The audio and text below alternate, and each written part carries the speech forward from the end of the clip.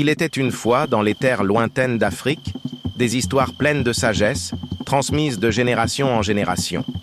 Ces récits, porteurs de morale et d'émerveillement, vous invitent à un voyage au cœur de l'âme de nos ancêtres.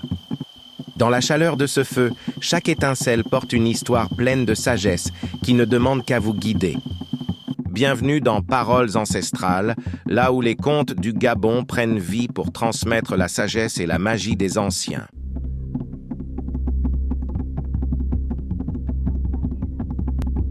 Aujourd'hui, laissez-moi vous conduire dans un monde mystique, un monde où les génies veillent sur la nature et répondent aux besoins des hommes. Bienvenue dans l'univers des Ivea, un royaume légendaire où trône Fugamou, le génie bienfaisant, gardien des eaux et maître des métaux. Dans les temps anciens, les habitants des Ivea vivaient en harmonie avec la nature et respectaient les esprits qui habitaient leur terre. Parmi eux, Fugamou, le génie des eaux, avait le pouvoir de transformer le fer brut en armes et outils.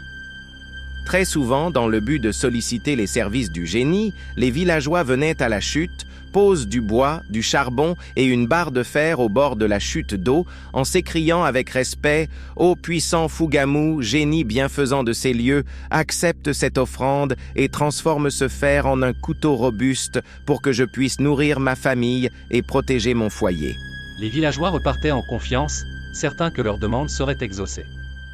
Et, au lever du jour, ils trouvaient leur outil forgé, brillant de perfection. Mais un jour, l'esprit de curiosité brisa l'équilibre sacré. Un père et son fils, impatients de découvrir les secrets de Fugamou, décidèrent de se cacher pour l'observer. Quand minuit sonna, la nature se figea, et Fugamou apparut, accompagné de son fils. Comme à chaque demande, le génie sort pour exaucer un autre villageois venu déposer ses outils. À la vue de ces outils posés au bord de la chute d'eau, le génie se met aussitôt au travail avec son fils. Le fils de Gamou, en reniflant les alentours, dit à son père « Père, je sens une odeur d'homme. » Fugamou, calme et concentré, répondit à son fils « C'est normal, mon fils. Ces offrandes portent la marque des hommes. » Mais l'instinct du fils ne le laissait pas en paix.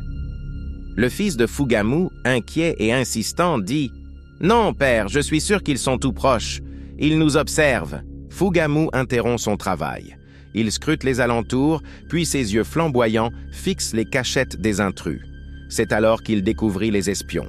Sa colère était telle qu'elle résonna dans toute la forêt. Fugamou, en rugissant, dit « Comment osez-vous violer le mystère de mon travail? Vous serez puni pour votre témérité. » Fugamou pointe son doigt vers les arbres. Le père et le fils hurlent alors que leur cachette se métamorphose.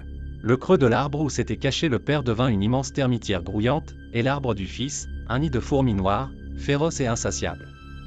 Depuis ce jour, Fugamou refusa d'aider les hommes.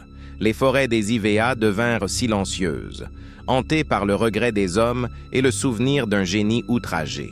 Souvenez-vous, chers auditeurs, certains mystères ne doivent jamais être dévoilés, car dans le royaume des esprits, le respect est la clé de l'harmonie, et la curiosité, un danger sans retour. Si cette vidéo vous a plu, n'oubliez pas de liker, de la partager autour de vous, et surtout de vous abonner à la chaîne en activant la cloche pour ne rien manquer des prochaines publications. À très bientôt!